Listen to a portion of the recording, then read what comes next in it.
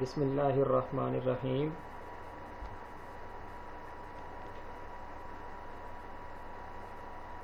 और स्टूडेंट्स, इससे previous lecture के अंदर हमने लाइटनिंग को डिस्कस किया था, जिसके अंदर डिफरेंट हमने मैकेनिज़म्स और उसके लाइटनिंग फिनोमिना, एयर का डिस्चार्ज और इसके साथ उसका ब्रेक डाउन और इसके साथ उसके जो डिफरेंट स्ट्रोक्स थे उनको हमने स्टडी किया और उसका कुछ हमने ग्राफिकली और मैथमेटिकली रिलेशन भी चेकआउट किया। तो अब इस लाइटनिंग के साथ एक चीज़ हमारी रह गई थी, थंडर, जिसको हम कहते हैं, जिसको जैसा कि वो जो आपको जैसे बादल गरजते हैं, जिसको हम इंग्लिश में थंडर का नाम देते हैं, वो क्या होता है और वो कब एग्जिस्ट करता है और एक्चुअल वो होता क्या फिनोमिना है। तो उसके लिए यहाँ पर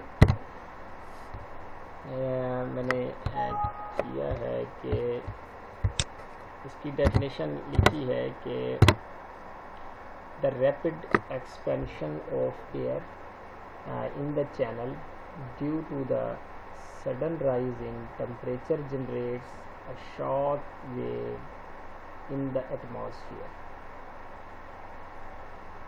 This shock wave reduces to a sound wave with distance.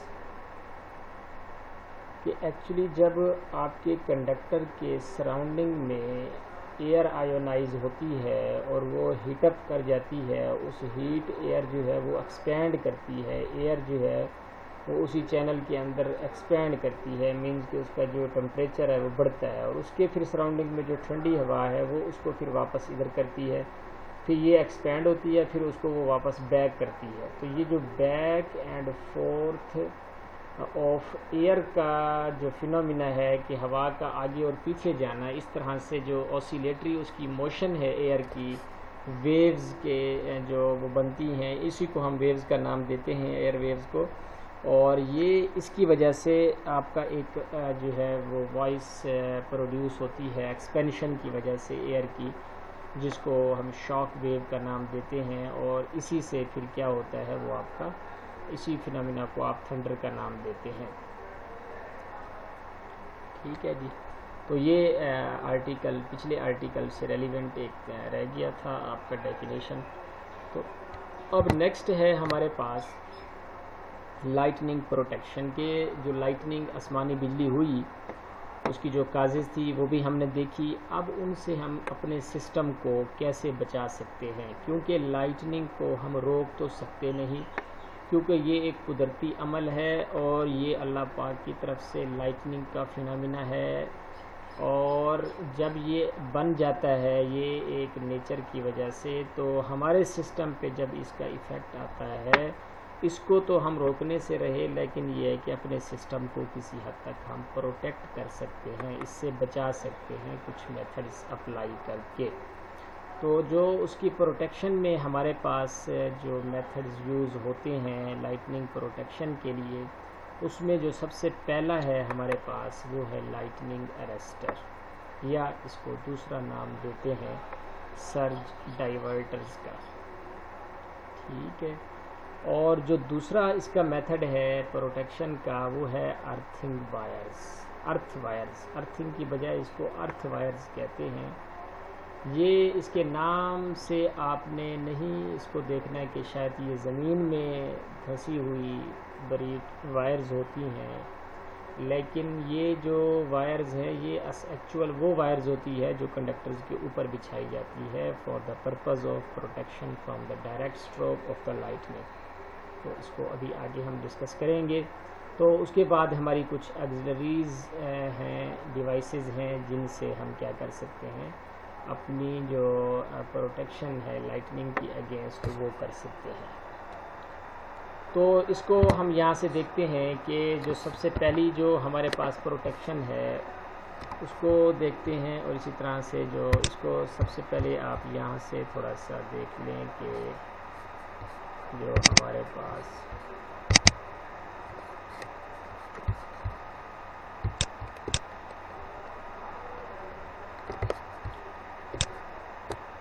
सबसे पहले जो है अर्थिंग स्क्रीन को थोड़ा डिस्कस कर लेते हैं। ये भी प्रोटेक्शन है फ्रॉम द लाइटनिंग है। तो अर्थिंग क्या है, इसके अंदर क्या है कि ये प्रोटेक्शन है against direct lightning strokes and it consist of a network of copper conductors called shield और स्क्रीन। ठीक है, ये एक शील्ड की तरह से एक स्क्रीन होती है जिसको आप देख सकते हैं इलेक्ट्रिकल पावर नेटवर्क सिस्टम में। इसी अभी इसकी जो पिक्चर है वो भी मैं स्लाइड्स में शो कर दूंगा, तो उसको वहाँ से देख के आपको एग्जैक्ट आइडिया हो जाएगा कि ये क्या चीज़ है, इसको कैसे लगाया जाता है। तो बहरहाल यहाँ पर इसका जो है आप देखें, फंक्शन देखें, तो ये क्या है कि ये एक्चुअली शील्ड करता है, properly connected to the earth on at least 2 point through the low impedance. और ये जो शील्ड है इसको हम क्या करते हैं, अर्थ कर देते हैं एटलीस्ट 2 पॉइंट पे, कम से कम 2 पॉइंटों पे इसका कनेक्शन बना देते हैं ज़मीन के साथ थ्रू अ लो इम्पीडेंस। तो ये अर्थिंग स्क्रीन इसको कहते हैं। और इसमें जो लिमिटेशन है वो ये है कि it does not provide protection against the travelling wave which may reach the equipment in a station. कि इसकी लिमिटेशन ये है कि ये आप इससे ट्रैवलिंग वेव को प्रोटेक्ट नहीं कर सकते। जो आपके इलेक्ट्रिकल पावर सिस्टम में ट्रैवलिंग वेव्स प्रोड्यूस होती हैं due to the surge, due to the lightning, और उनको आप प्रोटेक्ट नहीं कर सकते थ्रू दिस अर्थिंग स्क्रीन। ये आपकी सिर्फ प्रोटेक्शन है अगेंस्ट डायरेक्ट लाइटनिंग स्ट्रोक। तो अब उसके बाद है नंबर 2 पे, यहाँ पर देखें तो ये है हमारे पास ओवरहेड ग्राउंड वायर्स। तो ओवरहेड ग्राउंड वायर्स यहाँ पर देखें कि वही है जो अभी वहाँ से स्लाइड से हम बात कर रहे थे, ग्राउंड वायर्स अर्थ वायर का। तो ये वही चीज़ है, अर्थ वायर भी इसको कहते हैं, और overhead earth wire, overhead ground wires भी कहते हैं। जो कि एक्चुअली ये देखें यहाँ पर ये आपके पास एक ट्रांसमिशन टावर है, ये देखें ये एक टावर है और ये एक टावर है। इस टावर का ये देखें ये इंसुलेटर हो गया और यहाँ से ये एक लाइन कंडक्टर जा रहा है। इसके ऊपर हम के ये जो डॉटेड लाइन आपको नज़र आ रही है ये आपकी ग्राउंड वायर है, ये ग्राउंड वायर है। ठीक है, जब देखें यहाँ पे क्लाउड बनते हैं तो ये यहाँ से इस वायर को जैसे पास करते हैं, और ये वायर जो है ये आपकी 2 पॉइंट पे टावर की रेजिस्टेंस के साथ अर्थ होती है, और ये लाइटनिंग जैसे यहाँ से आती है तो इधर से होती हुई थ्रू अ रेजिस्टेंस ये ज़मीन में चली जाती है, बजाय ये कि आपके इस कंडक्टर में जाने से। लाइन कंडक्टर से हम जो है अपने सर्ज को बचा लेते हैं लाइटनिंग को। तो the ground wires are placed above the line conductor at such position that practically all lightning strokes are intercepted by them. ठीक है, the ground wires are grounded at each tower or pole through as low resistance as possible। ये जो आपने उसको अर्थ करना है, ये resistance आपने कम से कम रखनी है ताकि सारी जो सर्ज है, लाइटनिंग का जो करंट है वो सारा इधर चला जाए। ये ना हो कि रेजिस्टेंस आप बहुत हाई रख दें और करंट इधर फ्लो करने की बजाय आपका इस लाइन में फ्लो करना शुरू कर दें। Due to their proper location, the ground wires will take up all lighting strokes instead of allowing them to the line conductors। ठीक है जी। और अब इसमें एक जो आपके पास टिपिकल थिंक है, उसका शील्ड जो आपने करना है उसका एंगल है, जो कि हम शील्डिंग एंगल यहाँ पर साइड पर मैंने लिखा है, the angle subtended bye outer most line conductor at the ground wire. वो जो ऊपर आपने ग्राउंड वायर लगाई है इसका जो आउटर मोस्ट कंडक्टर से जो एंगल बनता है उसको हम शील्डिंग एंगल कहते हैं। और इसके लिए आप याद कर लें कि जितना आप शील्ड एंगल कम रखेंगे आपकी प्रोटेक्शन ज़्यादा होगी। अब ये है कि ये जो अभी आपने पीछे टावर रेजिस्टेंस की फुटिंग देखी, फुटिंग टावर रेजिस्टेंस, तो उसी के लिए मैंने यहाँ पर 2 बातें लिखी हैं कि जो tower rises to a potential VT जो है वो है हमारे पास I1 R1, और VT जो है अगर is less than the required to cause insulator flash, तो फिर इसलिए नो जो है वो आपका ब्रेक डाउन अकर और इसी तरह से जो VT है वो एक्सेस करेगी तो फ्लैश वगैरह पर हो जाएगा। और यहाँ पर देखेंगे एक एग्जाम्पल ही है कि अगर I1 50 किलो एम्पेयर हो और रेजिस्टेंस जो है वो आपकी 50 ओम हो और जो पोटेंशियल है टावर की फिटिंग का वो अगर आपका 2500 किलो वोल्ट है और इसी तरह से जो रेजिस्टेंस अगर 10 ओम रखी जाए तो VT आपका 500 बनता है। यहाँ से आप ये देख सकते हैं कि आपके रेजिस्टेंस आपकी कम हो तो VT आपकी कम होएगी। तो lesser tower footing resistance, smaller the potential to which the tower rises, तो ये हमें फ़ायदा होगा। अब इसकी जो प्रोटेक्शन है, it provides contain amount of electrostatic shielding against the external field. ठीक है, तो ये दो चीज़ें हो गई। अब तो तीसरी जो प्रोटेक्शन है वो है लाइटनिंग अरेस्टर की। नंबर 1 हमारी अर्थ स्क्रीन थी, दूसरा हमारा ओवरहेड ग्राउंड वायर्स थी और तीसरी हमारी लाइटनिंग अरेस्टर थी। ठीक है जी। तो ये जो लाइटनिंग अरेस्टर्स हैं ये क्या हैं? The lightning arrester or a surge diverter is a protective device which conducts the high voltage surges on the power system to a ground. ये कैसे प्रोटेक्शन प्रोवाइड करता है? ये एक्चुअली डाइवर्ट कर देता है, जो इसको हाई वोल्टेज सर्ज मिलती है ये उसको डाइवर्ट कर देता है टू द ग्राउंड, मीन्स कि उसको मोड़ देता है। जस्ट इसका ये काम होता है। यहाँ पर आपको ये एक शक्ल नज़र आ रही है जिसके अंदर ये आपकी एक जो है वो ट्रांसमिशन लाइन है, कोई कंडक्टर है, इसके साथ आप क्या करते हैं, इस तरह के दो spark gap with non linear resistance के साथ, ये जो आपको एक डब्बा नज़र आ रहा है इसको हम कहते हैं this is a lightning arrester. ठीक है, इसको ग्राउंड कर देते हैं। अब होता क्या है, ये रेजिस्टेंस नॉन लीनियर होती है, मीन्स कि अगर वोल्टेज बढ़ता जाएगा तो रेजिस्टेंस कम होती जाएगी और इसी तरह से अगर वोल्टेज कम होगा तो रेजिस्टेंस हाई हो जाएगी। फॉर द नॉर्मल वैल्यूज़, जो कि वोल्टेज आपका कम होता है compare to the breakdown voltage, तो इसलिए ये रेजिस्टेंस हाई रहेगी। और अगर एबनॉर्मल कंडीशन होंगी तो फिर ये रेजिस्टेंस लो हो जाएगी और आपका सारा जो एबनॉर्मल करंट है वो इस रेजिस्टेंस के थ्रू ग्राउंड में रन कर जाएगा। तो अब ये जो रॉड गैप है, यहाँ पर देखें कि यहाँ पर लेट्स सपोज सर्ज आती है कोई लाइटनिंग की, तो वो सर्ज जब यहाँ से जाएगी और इस गैप के दरमियान जो एयर है उसको आयनाइज करेगी, कुछ उसकी एनर्जी वहाँ पर वेस्ट हो जाएगी और बाकी यहाँ से ज़मीन में चली जाएगी। मीन्स कि उसकी जो सर्ज की जो ताकत है वो आपने इस तरह से ख़त्म कर दी। ठीक है, वरना अगर आप ये ना करें तो वो आपकी लाइन में जो है लगेगी और हमारे लाइन के अंदर वोल्टेज का राइज होगा, सर्जेज आएंगी और जो हमारे कॉस्टली इक्विपमेंट है नेटवर्क के वो डेड हो जाएंगे। तो अब इस लाइटनिंग अरेस्टर की कुछ टाइप्स हैं हमारे पास। जो नंबर 3 मेथड है इसकी कुछ टाइप्स हैं, जिसमें सबसे पहली जो टाइप है वो है आपकी रॉड गैप अरेस्टर, और इसी तरह से जो दूसरे नंबर पे हॉर्न गैप अरेस्टर हैं, मल्टी गैप अरेस्टर हैं, और फोर्थ जो है वो आपका एक्सपल्शन टाइप लाइटनिंग अरेस्टर हैं, और number 5 valve type lightning arrester है।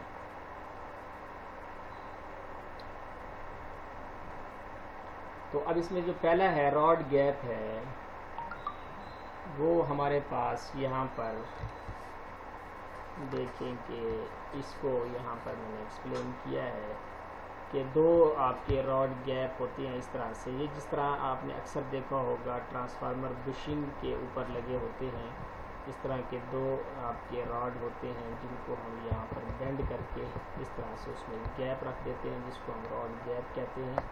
ये देखिए ये वाली लाइन यहाँ से ये, ठीक है जी। तो ये जो आपका रॉड गैप है, ये जैसे ये देखिए लाइन ये ऊपर है, जैसे ये लाइन के ऊपर सर जाएगी तो करंट आपका इस गैप या रॉड के थ्रू यहाँ से यूँ जाएगा और फिर जो रास्ते में एयर है यहाँ पर उसको आयनाइज करेगा और फिर यहाँ से यूँ मूव करेगा। मीन्स कि जो आपकी सर्ज की एनर्जी है वो आपने यहाँ पर वेस्ट कर दी, ठीक है, ताकि आपके इस जो है इंसुलेटर को इसमें से जो है इसको वो ब्रेक डाउन ना करे, इधर उसको एनर्जी को आप वेस्ट कर देते हैं। ठीक है, और यहाँ पर ये बात याद कर लें कि ये जो आपका गैप डिस्टेंस है, इसके कंपैरेटिवली ये जो डिस्टेंस P नज़र आ रहा है आपको इंसुलेटर और रॉड के दरमियान, ये जो डिस्टेंस है ये इस डिस्टेंस के रॉड गैप के तीसरे हिस्से से कम ना हो। कम अज़ कम इसको आप इसका 1/3 लाजमी रखें, 1/3 से कम नहीं करना आपने। ठीक है जी, तो ये बातें मैंने यहाँ पर लिखी हैं, इसको आपने रीड कर लेना है। अब इसकी कुछ लिमिटेशन है रॉड गैप अरेस्टर की, जो कि आप यहाँ से इजीली देख सकते हैं।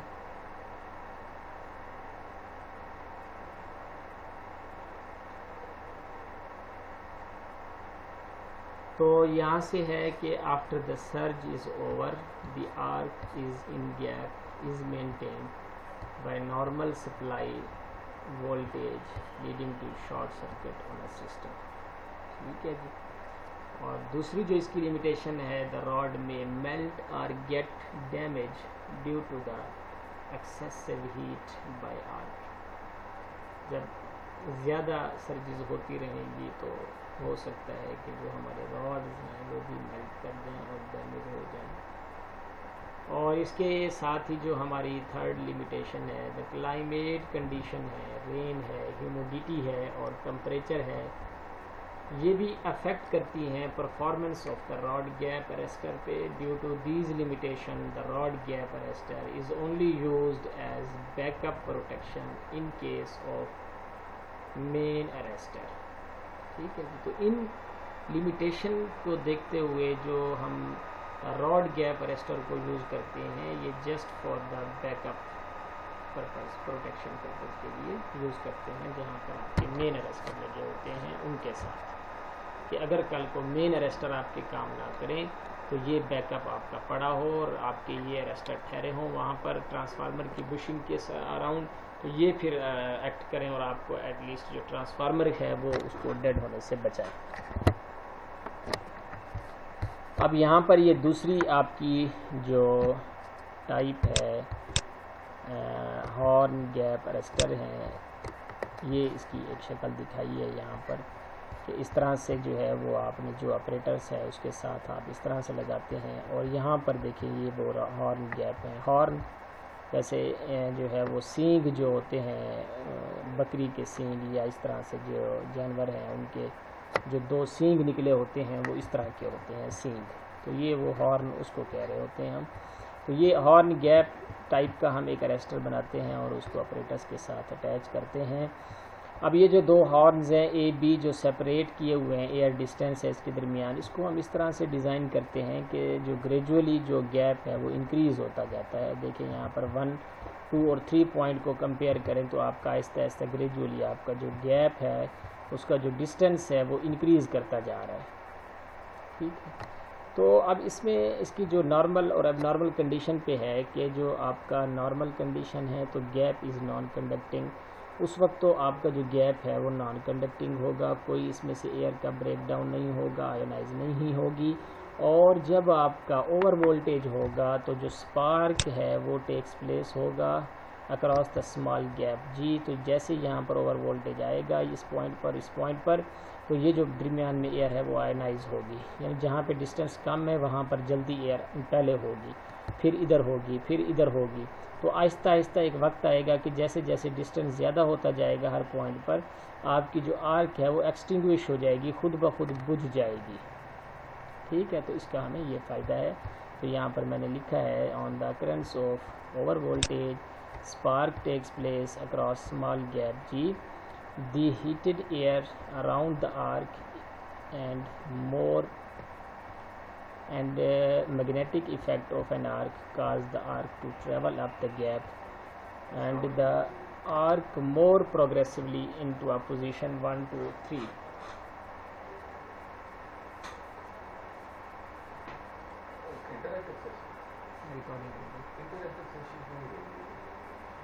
कल भी प्लेस की लाइट नहीं चलेगी, ये भी 10 करोगे।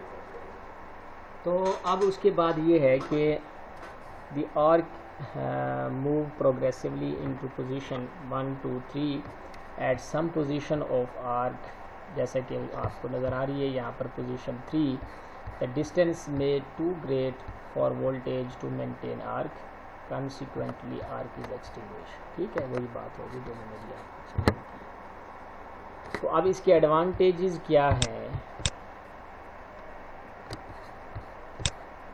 The arc is self clearing, खुद ब खुद आपकी क्लियर हो जाती है। ठीक है। This type of arrester does not cause short circuiting of system after surge is over as in case of rod gap. Limitation, अब इसकी लिमिटेशंस क्या हैं? The bridging of the gap by some external agency, जैसे कि birds हैं, परिंदे हैं आपके, वो अगर इस हॉर्न गैप पे आके बैठ जाएं और इन दोनों गैप को दरमियान से एक ब्रिज बना दें तो वो आपका शॉर्ट सर्किट हो सकता है। तो ये इसकी एक बड़ी लिमिटेशन है। और उसके बाद जो सेटिंग है of horn gap is likely to change due to the corrosion और पिटिंग, जैसे जैसे पिटिंग प्रोसेस होते जाएंगे आयोनाइजेशन के ब्रेकडाउन के, तो इस पर क्रोयन और पिटिंग होगी, गड़े पैदा होंगे, तो उनको भी चेंज करना, सेटिंग करना, ये भी एक हमारे लिए मसला है, लिमिटेशन है।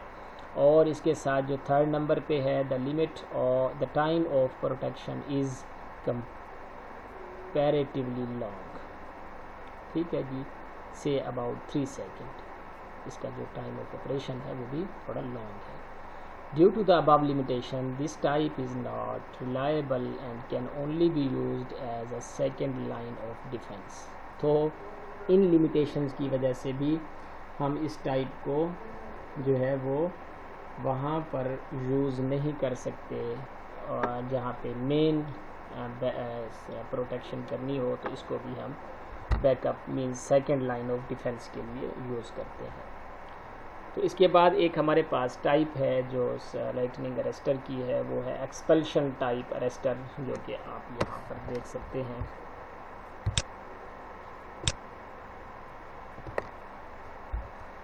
तो ये जो आपकी एक्सपल्शन टाइप है, ये एक प्रोटेक्टर ट्यूब, इसको आप नाम देते हैं, इसको यूज़ करते हैं अप टू 33 kV और कंसिस्ट ऑफ रॉड गैप। ये देखें, ये rod gap A and A' और इन सीरीज़ इसके साथ साथ ये एक गैप है जो कि इंटरनल गैप आपको फाइबर ट्यूब के अंदर नज़र आ रहा है। ठीक है जी, second gap enclosed within the fibre tube. तो ये दोनों गैपों को मिला के जो आपका अरेस्टर बनता है वो है एक्सपल्शन टाइप। तो होता क्या है इसके अंदर, the heat of arc vaporises some of the fibre of the tube walls resulting in production of neutral gas. यहाँ पर जैसे वो फाइबर के साथ आपका हीट अप फिनोमिना होता है तो एक गैस प्रोड्यूस होती है और unionised mixture of water vapours decomposition products of fibre बनती है यहाँ पर इस ट्यूब के अंदर। और as the gas leaves the tube violently it carries away ionized air around the arc. This deionizing effect is so strong that the arc goes out at a current zero and will not be re-established. तो अब होता क्या है कि इसके अंदर जो आपका हाई वोल्टेज आती है, सर्ज आती है, तो गैस बनती है और गैस जो है वो लीव करती है ट्यूब को वायलेंटली, और इससे क्या होता है आयोनाइज्ड एयर जो है वो अराउंड द आर्क क्या होती है, दूर होती है। तो इस तरह से वो डियोनाइजिंग प्रोसेस हो जाता है और इसकी वजह से आपकी आर्क जो है वो ख़त्म हो जाती है। ठीक है, दोबारा रीएस्टेब्लिश नहीं होती इस अरेस्टर के अंदर। तो इसकी लिमिटेशन ये है कि it can perform only limited number of operation. इसका जो है ये थोड़े से आप लिमिटेड नंबर ऑफ ऑपरेशन इससे परफॉर्म कर सकते हैं during each operation, because during each operation some of the fibre material is used.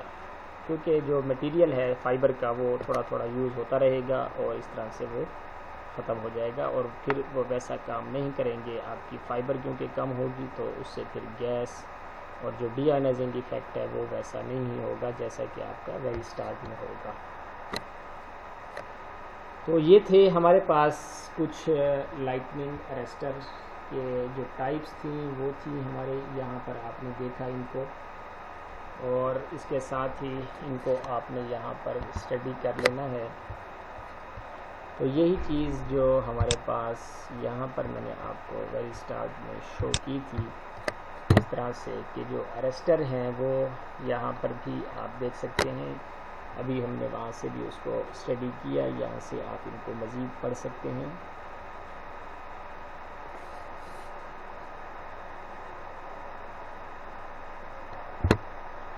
इसी तरह से इसकी कुछ यहाँ पर मैंने पॉइंट्स की शक्ल में ये बातें लिखी हैं ताकि आपके लिए आसानी रहे इसको समझना। और ये वो फिगर्स हैं जो कि आपने वहाँ पर हैंड रिटन फिगर्स भी देखी और उनको यहाँ से भी देख लें ताकि आपको कंप्लीट आइडिया हो जाए अरेस्टर का।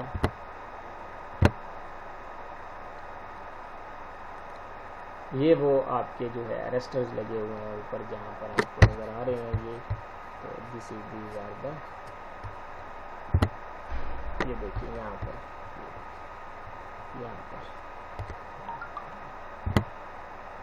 इस तरह से ये देखिए ये आपके लाइटनिंग अरेस्टर है। ठीक है जी, ये देखिए ये लाइटनिंग अरेस्टर है।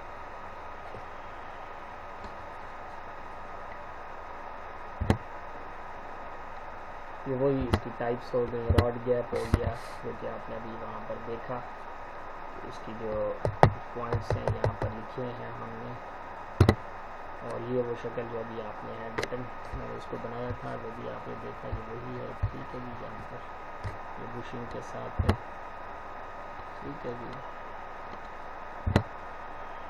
ये एक्सपल्शन टाइप आपने अभी देखी, प्रोटेक्टर ट्यूब, और इसमें क्या होता है, fibre which is a very effective gas evolving material and isolating spark gap made up of electrodes at the terminal of the porcelain insulator. This series gap keeps the gas evolving material of the tube to a carbonize when the arc flows through it. On the impact of transient voltage, that rises the series gap and the gap in the tube spark, providing a conducting path of low impedance to the lightning. The voltage across the terminals of the arrestor drops to a normal voltage after spark over occurs. These arrestors are used in the transmission line. तो अब इसकी जो fifth type है valve type, उसको हम discuss करते हैं।